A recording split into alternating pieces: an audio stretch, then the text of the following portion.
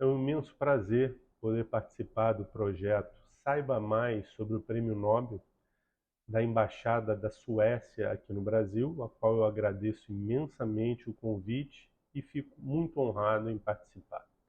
Meu nome é Antônio Fidalgo, eu sou pesquisador-chefe do Instituto Senai de Inovação em Química Verde aqui no Rio de Janeiro. E a gente começa com uma pergunta: o que será que esse Prêmio Nobel em Química 2023 tem a ver com as cores mais precisas e brilhantes das nossas televisões, nas TVs das nossas casas? Acreditem, tem muito a ver e a gente vai ver muito mais. Nesse ano, o Prêmio Nobel de Química foi destinado a três grandes pesquisadores: Mus Bawende, do MIT, nos Estados Unidos; Louis Bruce, da Universidade de Colômbia, também nos Estados Unidos; e Alexei Yakimov, da Nanocrystals Technology, dos Estados Unidos. A minha missão aqui vai ser tentar explicar da forma mais acessível possível esse assunto, extremamente importante, diga-se de passagem. É bom entendermos que a gente está falando de décadas de duro trabalho, muitas pessoas, muitos cientistas envolvidos aí ao redor do mundo e com grande impacto na nossa sociedade. Mas vamos tentar.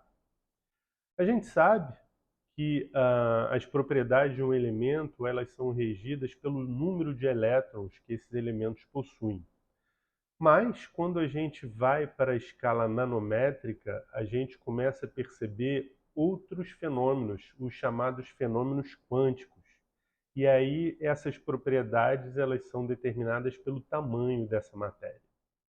O mais curioso ainda é que os físicos já conheciam esse fenômeno, pelo menos em teoria, ou seja, teoricamente, esses efeitos quânticos, eles eram dependentes do tamanho e poderiam surgir em partículas nanométricas. Só que nessa época, a gente está falando aí alguns anos antes da década de 80, ainda não era possível provar que esse fenômeno de fato acontecia. A gente estava só no campo da teoria. E aí, nesse ano, em 2023, o Prêmio Nobel de Química foi exatamente para esses três pesquisadores que conseguiram produzir partículas tão pequenas que as suas propriedades eram determinadas pelos fenômenos quânticos. As partículas chamadas de pontos quânticos são agora de grande importância para a nanotecnologia. A gente vai discutir agora um pouquinho da história desse desenvolvimento. Em 1979, no início da década de 80, Alexei Yakimov ele conseguiu criar efeitos quânticos dependentes do tamanho em vidro colorido. A cor vinha de nanopartículas de cloreto de cobre e Yakimov conseguiu demonstrar que o tamanho da partícula afetava a cor do vidro por meio dos efeitos quânticos. Algum tempo depois, Louis Bruce foi o primeiro cientista no mundo a provar os efeitos quânticos dependentes do tamanho em partículas.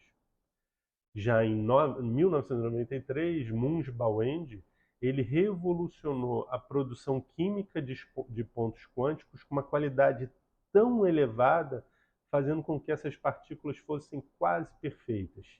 Essa qualidade é que foi possível para que todas as aplicações que a gente vê hoje e muitas outras em desenvolvimento fossem possíveis.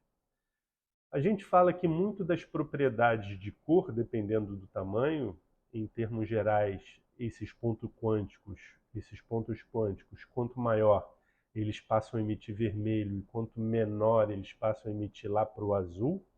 Mas a gente tem muitas outras propriedades, como, por exemplo, dependente do tamanho do ponto quântico, né? Potenciais redox, temperatura de fusão, transições de fase, apenas citando algumas delas. E a gente já consegue entender o tamanho das aplicações possíveis, que já vem sendo realizado, e muitas outras que ainda certamente virão.